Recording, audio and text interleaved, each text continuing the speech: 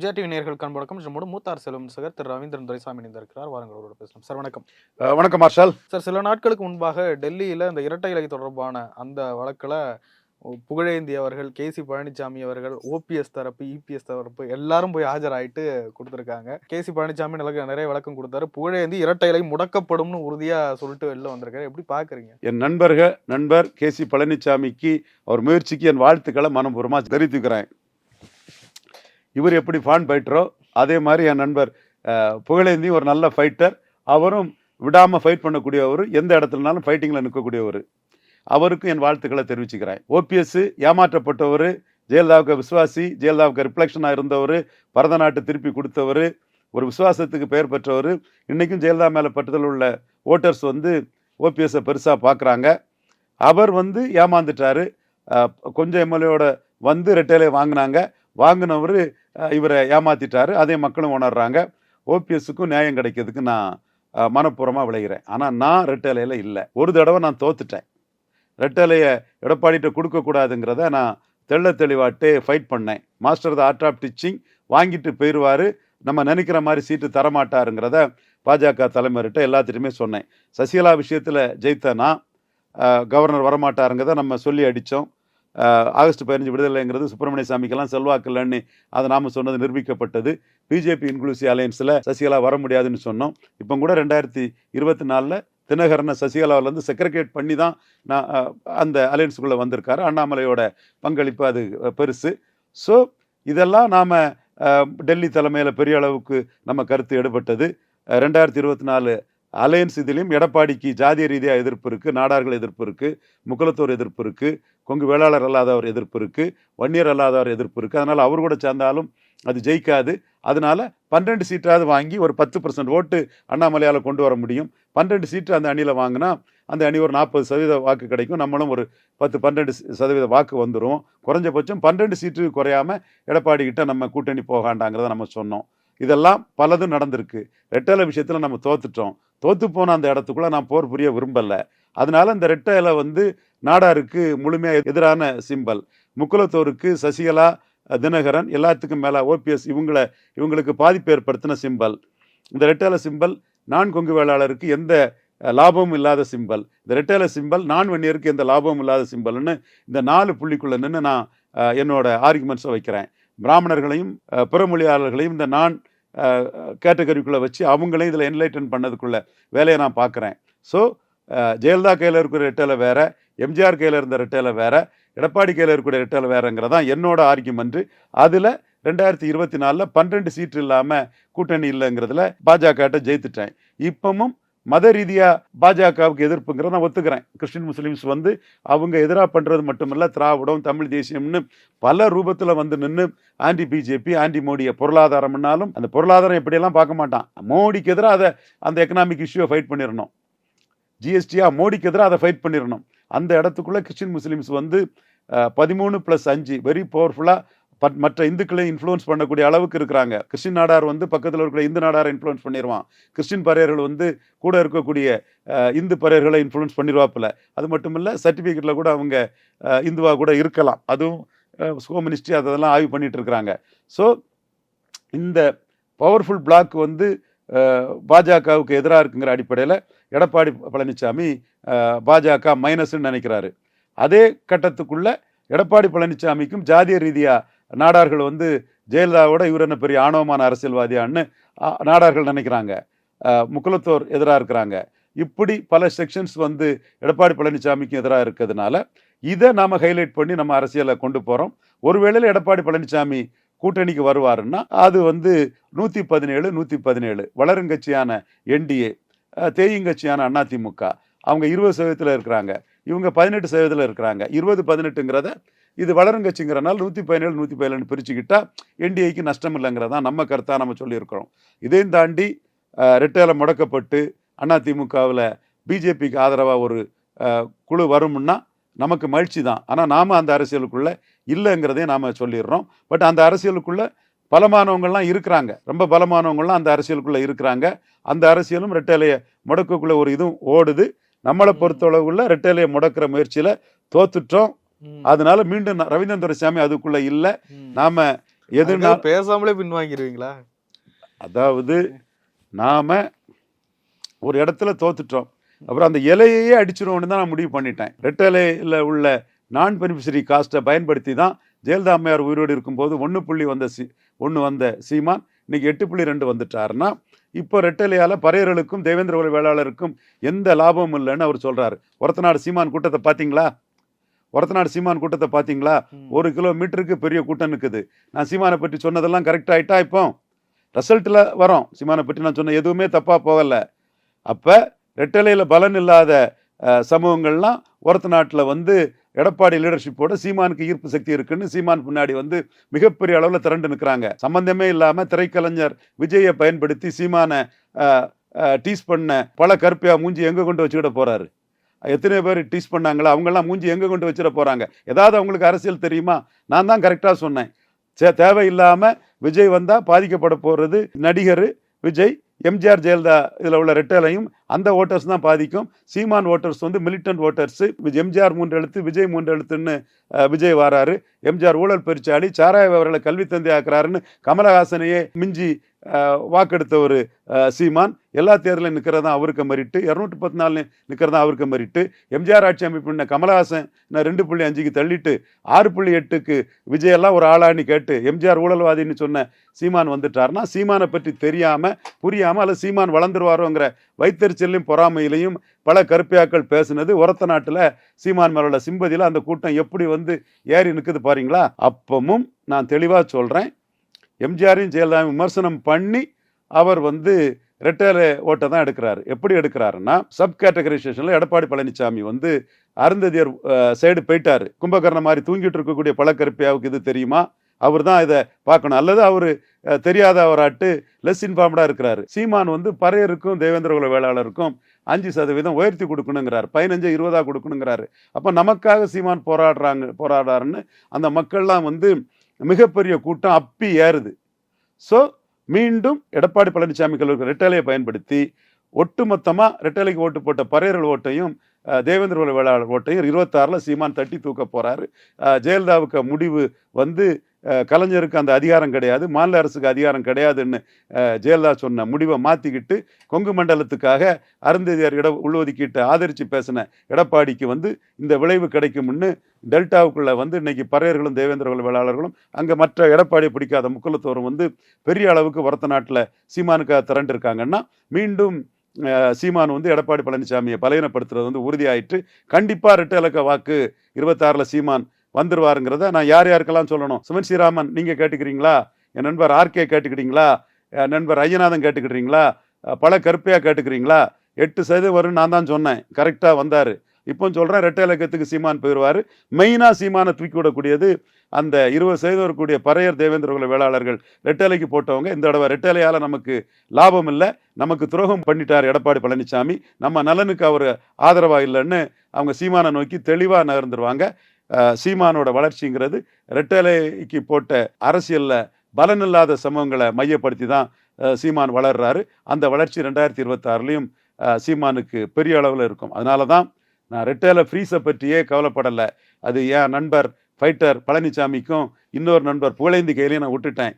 அவங்க பார்த்துக்கிடுவாங்க. அவங்க வெற்றி பெற்றா எனக்கு மகிழ்ச்சி. நான் ரெட்டையில ஃப்ரீஸில் இல்லைங்கிறத நான் சொல்லிடுறேன். கேசி பழனிசாமி அவர்கள் வைக்கிற முக்கியமான வாதம், இரட்டைலையை தோற்கடிக்க செய்து விட்டார் எடப்பாடி பழனிசாமி, தோல்வி சின்னமாக்குறாரு, அதை வந்து அவருடைய மதிப்பே குறைச்சிட்டாரு அப்படின்றாரு. எடப்பாடி பழனிசாமியால தான் அப்படி ஆச்சுன்னு பாக்குறீங்களா? தொடர் தோல்வியில இருக்குது. ரெட்டையில வந்து தோல்வி அடையுது. ரெட்டையில சென்டிமெண்ட் வந்து பழனிசாமிக்கு இருக்குது. ரெட்டையில சென்டிமெண்ட் வந்து புகழேந்திக்கு இருக்குது. ரெட்டையில சென்டிமெண்ட் வந்து கோபாலகிருஷ்ணன் எம்பிக்கு இருக்குது. ரெட்டையில சென்டிமெண்ட் பன்னீர்செல்வத்துக்கு இருக்கு. ரவீந்திரன் துரைசாமிக்கு ஏன் ரெட்டையில சென்டிமெண்ட் இருக்கணும்? பாசிட்டிவ் சோசியல் ஜஸ்டிஸ் பேசக்கூடிய ரவீந்திரன் துரைசாமிக்கு ஏன் ரெட்டையில சிம்பிள் இருக்கணும்? அப்ப ரெட்டைலைக்கு போடக்கூடிய ஓட்டு எடப்பாடி பழனிசாமிக்கு போடக்கூடிய ஓட்டு. அவருடைய இருக்கக்கூடிய பட்சத்துல எடப்பாடி பழனிசாமிக்கு போடக்கூடிய ஓட்டு நம்ம அதிகாரங்கள் எல்லாம் ஆணவமா நம்மளை அவமதிக்கக்கூடிய ஒருத்தர் கையில கொடுக்கறதுக்கு சமம். ஸோ ரெட்டலைக்கு நீங்க ஓட்டு போடுறீங்கன்னா எடப்பாடி பழனிசாமியின் ஆணவத்தை அதிகரிக்கிறதுக்கு நீங்கள் ஓட்டு போடுறீங்க. ரெட்டலைக்கு ஓட்டு போடுறீங்கன்னா எடப்பாடி பழனிசாமிக்கு அதிகாரத்தை உயர்த்ததுக்கு போடுறீங்க. அப்படி ஓட்டு போடல நம்ம சமூகங்களுக்கு என்ன லாபங்கிறது தான் நான் ஒவ்வொரு சமூகங்கள் மத்தியிலையும் நான் தொடர்ந்து பேசிட்டு இருக்கிறேன். எடுத்தேன்னு பேசல, லாஜிக்காக தான் பேசுறேன். Ambashankar commission அறிக்கைப்படி வண்ணார் நாவிதர் குயவர் Boer ஒட்டர் வேட்டுவ counter Urali counter தொட்டிய நாயக்கர் மருத்துவர் மங்களா முக்குவர் பரதவராஜகுல மீனவர் ஆண்டி பண்டாரம் ஜங்கம் போன்ற பல சமூகங்களுக்கு ஏன் எடப்பாடி பழனிசாமி நியாயம் வழங்கல, ஏன் அநீதி இழைச்சாரு? எம்பிசியில் மட்டும் இடஒதுக்கீட்ட கையில் வச்ச எடப்பாடி பழனிசாமி, எடப்பாடியில் ஜெயிக்கிறதுக்காக கையில் வச்ச எடப்பாடி பழனிசாமி முத்தேர்களுக்கு போதிய கல்வி வேலைவாய்ப்பு இல்லாத அவர் கண்ணுக்கு தெரியலையா? ஏன் செங்குந்தர்களுக்கு போதிய கல்வி வேலைவாய்ப்பு இல்லாத அவர் கண்ணுக்கு தெரியலையா? ஏன் விஸ்வகர்மாக்களுக்கு போதிய கல்வி வேலைவாய்ப்பு இல்லாத தெரியலையா? ஏன் யாதவர்களுக்கு அது இல்லாத தெரியலையா? எல்லாத்துக்கும் மேலே கள்ளர்களுக்கே கல்வி வேலைவாய்ப்பு வந்து பிசிக்குள்ள குறைவா இருக்குது. அப்போ யாரை காப்பாற்றுறதுக்கு பிசியில் எடப்பாடி பழனிசாமி கை வைக்கல. அப்போ ரெட்டலைக்கு போடக்கூடிய ஓட்டு யாருக்கு போடக்கூடிய ஓட்டு, யாருக்கு அதிகாரத்தை யார் கையில் கொடுக்கறதுக்கு அது சமம். ஸோ ரெட்டையில எடப்பாடி கையில் இருக்கிறது வர இந்த சமங்களுக்கு உள்ள அதிகாரத்தை நாமளே வந்து இன்னொருத்தட்ட சரண்டர் பண்ணதுக்கு சமம். அப்படி செய்யக்கூடாதுங்கிற நான் தமிழ்நாடு ஃபுல்லாக பிரச்சாரம் பண்ணிட்டு இருக்கிறேன். அவரும் சொல்லிட்டாரு, எந்த காலமும் ஒரு சீஃப் மினிஸ்டர் வரப்போறதில்லை. ஏன்னா இல்லாத ஒன்று கற்பனையில சொல்லியிருக்காரு. வந்தா ஆளா ரவீந்திரன் துரைசாமியை கைது பண்ண போறாராம். ஐயா, நீங்க எதிர்கட்சி தலைவராட்டே அங்கீகரிச்சவராட்டே வரமாட்டீங்களா ஐயா? அது பிறகு தானே அடுத்ததை பார்க்கணும். ஓகே, அப்போ நம்மளும் இந்த இடத்துக்குள்ள குஜராத் பழமொழி மாதிரி சிங்கம் மறைஞ்சிருந்து சண்டை போடாது, நரி நேருக்கு நேராக சண்டை போட்டு யாரும் பார்த்துருக்க முடியாது. நம்மளும் நேருக்கு நேராக அதை சொல்லி அந்த இதை நம்ம பண்றோம். இந்த இடத்துக்குள்ள ரெட்டலை அவர் கையில இருந்தாலும் இது வந்து பல சமூகங்களுக்கு பலன் இல்லாத ரெட்டலைன்னு அந்த ரெட்டலைக்கு எதிராட்டே நம்ம பிரச்சாரம் பண்ணி 24ல் குறிப்பிடத்தக்க வெற்றியை பெற்ற மாதிரி 26லையும் ரெட்டலை வந்து எடப்பாடி கையில் இருந்தாலும் அது சமூக நீதியை சூறையாடக்கூடிய சிம்பல்னு நாம முன்னெடுத்து சாதிப்புங்கிற நம்பிக்கை நமக்கு இருக்கு. அதனால எத்தனை இடர்பாடு வந்தாலும், எத்தனை அம்புகளை தூண்டி விட்டு, எத்தனை வழக்குகள் போட்டாலும் அதெல்லாம் பூனி ஊதி தள்ளிக்கிட்டு நம்ம அதை சந்திப்போம். காரணம், நம்ம வந்த இடம் அப்படி. நம்ம யாரு என்ன, நம்ம தகுதி என்ன, தராதரம் என்னன்னு தெரியாம விளையாட நினைச்சாங்கன்னா நம்ம வந்து நம்ம தெளிவா நிற்க தான் செய்வோம். நம்மகிட்ட விளையாட நினைச்சாங்கன்னா நாம அதுல வந்து தெளிவா நிற்க தான் செய்வோம். நம்ம அதுல சாதிப்போம்னு தான் நினைக்கிறோம். பட் நம்ம நண்பர்களோட முயற்சிக்கு நம்ம வாழ்த்துக்களை தெரிவிச்சுக்கிறோம். சமீப நாட்கள்ல அண்ணாமலை ஒரு பாலிடிக்ஸ் பண்ணிக்கிட்டு இருக்காரு. சாட்டை எடுத்து அடிக்கிறாரு, செருப்பு போட மாட்டாரு. இதெல்லாம் பாஜக தலைவர்களை எப்படி பாக்குறாங்க? பாஜக தலைவர்கள் டெல்லியில அண்ணாமலையை ஆதரிக்கிறாங்களா? ஆமா, அந்த 11.4% வாக்குல 4% வாக்கு அண்ணாமலை இல்லைன்னா வந்திருக்காது. தனிச்சு திமுக வேண்டாம், அண்ணா திமுக வேண்டான்னு நின்னனாலதான் அந்த 4% வாக்கு கூடியிருக்கு. ஒரே குட்டையில் ஊறிய மட்டைகள்னு திமுக அண்ணா திமுக பெருந்தலைவர் காமராஜர் சொன்ன அந்த வார்த்தையில சொன்னனாலதான் இந்த 11.4 வந்திருக்கு. அல்லது 4% அண்ணாமலைக்காக வந்ததுன்னு அவங்க நினைக்கிறாங்க. ஒருவேளையில அவங்க திராவிட கட்சியோட கூட்டணி போனாங்கன்னா அது வந்து ஒரே குட்டையில் ஊறிய மட்டைகள் காமராஜ் சொன்னது சீமானுக்கு கிரிப் ஆகி பாஜகவுக்கு ஓட்டு போட்ட இந்து நாடார்கள் வந்து சீமானுக்கு ஓட்டு போட்டலாம். தென் முக்குலத்தூர்ல ஒரு பகுதி சீமானுக்கு ஓட்டு போடலாம். இது அதாவது இந்த ஓட்டுல அண்ணாமலைக்கு வந்த 4% ஓட்டு அப்படியே வந்து சீமான் தலைமைக்கு தனிச்சு நின்னா போறதுக்கு வாய்ப்பு இருக்கு. ஸோ இந்த கட்சி வளரணும்னா அண்ணாமலையை வச்சு தான் வளர்க்க முடியும். அண்ணாமலை ஒரு எதியூரப்பா, பைரன் சிங் செகாவத், ஒரு கல்யாண் சிங், அந்த மாதிரி அவரை முன்னிறுத்தி தான் கட்சி இங்க சாதிக்க முடியும். அவரை விட்டா அது சீமான் தனிச்சு போட்டியிடக்கூடிய சீமானுக்கு எழும்பிடும். ஒரே குட்டையில் ஊறிய மட்டைகள்ங்கிற காமராஜருக்கு அந்த வார்த்தையை 2 முறை அண்ணாமலை சொல்லிட்டாரு. அது வந்து திராவிட கட்சியோட கூட்டணி போனா சீமானுக்கு அது பிளஸ் ஆயிரும். என்டிஏ குழுந்த 18% வாக்குல பெரும்பகுதி வந்து சீமானுக்கு போயிருங்கிறதும் டெல்லி தலைமை உணர்றாங்க. ஸோ அண்ணாமலையை வச்சு தான் இங்க களமாடணும். அந்த வகையில தான் அண்ணாமலையை அவங்க ஸ்ட்ரெங்தன் பண்ணி தான் இந்த அரசியலை பண்ணுவாங்க. இது அவங்களுக்கு தெரியாததல்ல. அண்ணாமலை வந்து பல தொகுதிகளில் ஏரியா வைஸ் வந்து அதிமுக 3ஆவது தள்ளிட்டாங்கிறதும் அவங்களுக்கு தெரியுது. வன்னியர் பெல்ட் ஜெனரலா உங்களுடைய பார்வை அப்படிதானே? எடப்பாடி பழனிசாமி பின்னுக்கு தள்ளுறாரு. அண்ணாமலை சவுத்துல தள்ளிட்டாரு. பாஜக அது தினகரனும் ஓபிஎஸும் காரணம். வெஸ்ட்ல ஓரளவு தள்ளிட்டாரு, சிட்டில தள்ளிட்டாரு. வன்னியர் பெல்ட் மட்டும்தானே இது எடப்பாடி மேல நிக்கிறாரு. அப்ப வன்னியர் பெல்ட் நிக்கிறது 10.5 தானே மேல நிக்கிறாரு. ஜெனரலா தள்ளிட்டாருல்ல. நீங்க தமிழிசை 2019 3.8% வாக்கு தானே, 7 தானே எடுத்தாங்க. சீமானோட 1% குறைவா தானே கொஞ்சம் எடுத்தாங்க. அப்போ இன்னைக்கு வந்து இவர் 11.4 அண்ணாமலை கொண்டு போயிட்டாருன்னா அண்ணாமலைக்கு ஒரு மோடி லீடர்ஷிப் பிளஸ் அண்ணாமலைக்கு ஒரு இது இருக்கத்தானே செய்யுது. மோடி லீடர்ஷிப்ங்கிறது 2014 இருந்தது, 19 இருந்தது, 24 இருந்தது. நான் மோடி சப்போர்ட்டர் தான். மோடிக்கு ஒரு வேல்யூ அடிஷன் அண்ணாமலை நிற்கிறனால தான் அண்ணாமலையை நான் மதிக்கிறேன். மோடிக்கு வேல்யூ அடிஷனாக அண்ணாமலையாக இருக்கிறனால தான் அண்ணாமலையை நான் மதிக்கிறேன். It goes without saying. But மோடிக்கு ஒரு பெரிய வேல்யூ அடிஷனாக இருக்கிறது அண்ணாமலை தாங்கிறதும், அவராலே ஒரு 4% ஓட்டுக்கிட்ட கொண்டு வந்திருக்காருங்கிறதும் வெளிப்படையான உண்மை. இதை பாஜக ஸ்ட்ராட்டஜிக் டீமுக்கு தெரியும், அமித்ஷாவுக்கு தெரியும், மோடிக்கு தெரியும். அதனால தான் அவர் 3 மாதம் படிக்க போகும்போது கூட ஒரு தலைவர் போடாமல் அண்ணாமலை தான் தலைவருங்கிற அளவுக்கு அந்த அரசியலை பண்ணாங்க. வந்துட்டாரு, இப்போ அதகலம் பண்ணுறாரு, எடப்பாடியை விட ஆப்போசிஷன் லீடர்னு தாங்கிறத காட்டுறாரு. ஸோ எடப்பாடியை பலகீனப்படுத்தி தான் அங்கே பாஜக வளர முடியும். ஸோ அண்ணாமலை எடப்பாடியை பலகீனப்படுத்துவார். திராவிட கட்சிகள் இங்கே நிலைக்கணும், நீடிக்கணும், அந்த இதில் நினைக்கவங்கலாம் ஸ்டாலின் சைடம் பேரலாம். எடப்பாடியை வச்செல்லாம் நீங்கள் திராவிடத்தை காப்பாற்ற முடியாது. அது அண்ணாமலை எடப்பாடியை மேலும் பலகீனப்படுத்துவார். சீமான் தமிழ் தேசியமும் எடப்பாடியை பலகீனப்படுத்தும். திராவிடம் அதுன்னு உள்ளவங்கலாம் தெளிவாக உங்களுக்கெல்லாம் ஒரு ஓட்டு தான் உண்டு, ஸ்டாலின் பக்கமே போய் நின்றுருங்க. நிறைவா எப்படி சார் இருக்காரு உங்கள் நண்பர் விஜய்? விஜய் என் நண்பரா? நீங்க தானே எல்லா சேனல்லையும் அவருக்கு ஒரு எதிர்கட்சியா நிக்கிறீங்க, அவருடைய கட்சிக்கு எதிர்கட்சியா நிக்கிறீங்க. விஜய்க்கு எதிர்போட்டு இல்ல, அவர் பலம் நிரூபிக்கல. அவர் 2026 பலம் நிரூபிக்க முன்னாடி ஈரோடு கிழக்குல விஜய் நின்னா வரவேற்பேன். விக்ரவாண்டி கூட போலரைசேஷன் அவர் ஒதுங்கியிருக்கலாம். அது 1 இயர் நான் 1 இயர் போலரைசேஷன் வரும், ஒதுங்கியிருக்கலாம். ஈரோடு கிழக்கு ஒரு நல்ல தளம், அதுல அவர் நிற்கணும், வரணும். வெறும் பிராண்டிங் மாஸ்டர்ஸை வச்சு ஈரோடு கிழக்கில் விஜயை போட்டியிட்டால் வெற்றி பெறுவார், எம்ஜிஆருக்கு திண்டுக்கல், தினகரனுக்கு ஆர்கே நகர், விஜய்க்கு ஈரோடு கிழக்குன்னு வெறும் விளம்பர அரசியலை சினிமாவுக்காக பண்றதை விட்டுக்கிட்டு களத்துக்குள்ள விஜய் வரணும்னு ஈரோடு கிழக்கு நான் எதிர்பார்க்கேன். ஈரோடு கிழக்குல விஜய் வந்தா எடப்பாடி பழனிசாமி ஈரோடு கிழக்குல டெபாசிட் இழப்பாரு. ஏன்னா விஜயோட வருகை எம்ஜிஆர் ஜெயலலிதா கையில இருந்த ரெட்டேல வாக்குகளை தான் பாதிக்கும். தோத்து போன கட்சியை தான் புது சக்தி பாதிக்கும். என்டிஆர் அப்படித்தான் பாதிச்சாரு. விஜயகாந்த் அப்படித்தான் தோத்து போன அதிமுக பாதிச்சுது. கமல்ஹாசனால தோத்து போன அதிமுக பாதிச்சுது. பவன் கல்யாணால தோத்து போன நாயுடு பாதிக்கப்பட்டார். ஸோ தோத்து போனவங்க தான் ஒரு புது கட்சி வர்றதுனால பாதிக்கப்படுவார். சும்மா நீங்களே சர்வே எழுதி கொடுத்து இந்த சர்வே போடுங்கன்னு காசு கொடுத்து சர்வே போடுறதுனால காசுக்கு பிரயோஜனம் கிடையாது. அது மோசடியான சர்வேன்னு மக்களுக்கு தெரியும். ஒரு நியூ பார்ட்டியால தோல்வியடைந்த கட்சி தான் பாதிக்கப்படும். 20% வாக்கு வச்சிருக்கிற எடப்பாடி பழனிசாமி தான் பாதிக்கப்படுவார். ஏற்கனவே இடைத்தேர்தலில் 25 எடுத்தவர் 22 சம்திங் தான் எடுத்திருக்காரு. 3% வாக்கு குறைஞ்சிட்டாரு. சீமான் 6.3 எடுத்தவர் 8.3 ஈரோடு கிழக்கு செக்மெண்ட்டுக்குள்ளே எடுத்திருக்கிறாரு. அப்போ விஜய் களத்துக்குள்ளே வர்றது எடப்பாடி பழனிசாமியை பலகீனப்படுத்தும். நம்ம கருத்து அதை மெய்ப்பிக்கும். போலி ஃப்ராடு கருத்து கணிப்புகள் எல்லாம் பொய்ங்கிறத காட்டும். அதை நிரூபிக்கிறதுக்கு விஜயே வருக, ஈரோடு களத்தில் வேட்பாளரை நிறுத்துங்கன்னு வரவேற்கிறேன். விக்கிரவாண்டி களத்தை விட்டு ஓடின மாதிரி வெறும் பப்ளிசிட்டிக்கு 4 பேரை பேச வச்சுக்கிட்டு விஜய் வந்தால் விஜய் நின்றால்னு சொல்லிட்டு களத்துக்குள்ள வராம ஓடிடாதீங்க. இந்த மாதிரி தேர்தல் எல்லாம் நீங்க தயங்குறாரு, அவருக்கு அப்பயே விஜயை நீங்க அழுத்தம் கொடுக்கறது சரியா? Edappadi establish party. விஜய் அந்த இடத்துக்குள்ள வரணும்னா என்டிஆர் மாதிரி 8 மாசத்துக்கு முன்னே வந்திருக்கணும். கேப்டன் விஜயகாந்த் மாதிரி 8 மாசத்துக்கு முன்னே வந்திருக்கணும். நீங்க வந்ததுனால தானே உங்களை வாங்கன்னு கூப்பிடுறேன். அப்போ நீங்க சீமான் இன்னைக்கு ஒருத்த நாடு சீமான் கூட்டத்தை பாருங்க. விக்கிரவாண்டியில் நின்னதுனால தான் சீமானுக்கு இந்த கூட்டம். களத்துக்குள்ள நிற்கான், நமக்காக நிற்கிறான், நம்மளிருந்து ஒருத்தவன், நமக்காக வந்தவன், நம்ம தலைவன்னு உழவை பற்றி பேசுறாரு. உழவை பற்றி ஒருத்தர் பேசுறாருன்னா இவ்வளவு கூட்டம், கட்டுக்கடங்காத ஒரு கூட்டம் எப்படி நின்று கேட்குது பாருங்க. இவ்வளவு நாள் சீமான் என்னென்னலாம் பேசுனீங்க. ஏன் சீமான மக்கள் இந்த அளவு வாரான்? களத்தில் நிற்கிறான் அவன். கமலஹாசன் 2.0 மாதிரி விஜய் போறாருன்னு மக்கள் நினைக்காப்புல. விஜய் சென்றிக்கா சீமான் ஒன்றும் விஜய் அடிக்க போறதில்ல.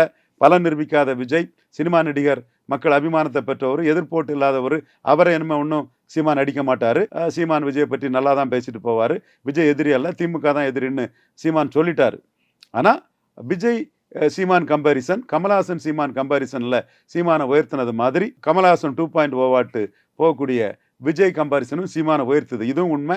விஜய்க்கு எதிர்போட்டு இல்லை. காரணம் ஒரு அரசியல் சக்தியாட்ட இன்னும் ஆகலை. அதனால விஜயை விமர்சிக்கிறதுக்கோ எதிர்க்கிறதுக்கோ ஒன்றுமே இல்லை. விஜய் தொடர்பில் ஒரு சிலர் பண்ணக்கூடிய மோசடியை மட்டும் நான் அம்பலப்படுத்துவேன். அது ஏற்கனவே உள்ளாட்சி தேர்தலில் நான் அம்பலப்படுத்தின மோசடியை இதுவரை சவுக்கு சங்கர் கிளியர் பண்ணலை, கஸ்தூரி சங்கர் கிளியர் பண்ணலை, ஆதன் மாதேஷ் கிளியர் பண்ணலை, விஜய் சைடும் யாரும் கிளியர் பண்ணலை. மீண்டும் நான் சொல்கிறேன், விஜய் ஈரோடு கிழக்கு வருக, எடப்பாடி பழனிசாமியை பலகீனப்படுத்துகிற புது சக்தியால் தோத்து போன ஒரு கட்சி தான், பலகீனம் அடையக்கூடிய ஒரு கட்சி தான் பலகீனப்படுமே தவிர பாண்டே சொல்கிற மாதிரியோ, அந்த கருத்து கணிப்பு சொல்கிற மாதிரியோ, இந்த கருத்து கணிப்பு சொல்கிற மாதிரியோ வெற்றியில் இருக்கவங்களை பெரிய அளவில் பலகீனப்படுத்த முடியாது. தோல்வியில் இருக்கவங்களுக்கு 2 ஓட்டு அடி வாங்கினாதான் வெற்றியில் இருக்கவங்களுக்கு 1 ஓட்டாவது அடி வாங்கும். இதுதான் புதிய சக்திகளோட தாற்பயம். முந்தைய முந்தைய முன் உதாரணங்கள். இதை மறந்துக்கிட்டு விருப்பத்துக்கு பேசுறதும் எழுதுறதும், அது அந்த ஒரு பிஜேபியில் இருந்தவர் கூட ஒருத்தர் விருப்பத்துக்கு பேசுவார், கோயம்புத்தூர்காரர் ஒருத்தர். அதெல்லாம் வேஸ்ட்டு. ஈரோடு கிழக்கில் நின்னாலே நம்ம சொல்றது சரியாகும். எடப்பாடி பழனிசாமி டெபாசிட் இழப்பார். சார் நிறைய விஷயங்களை போய் ரொம்ப நன்றி சார். நன்றி.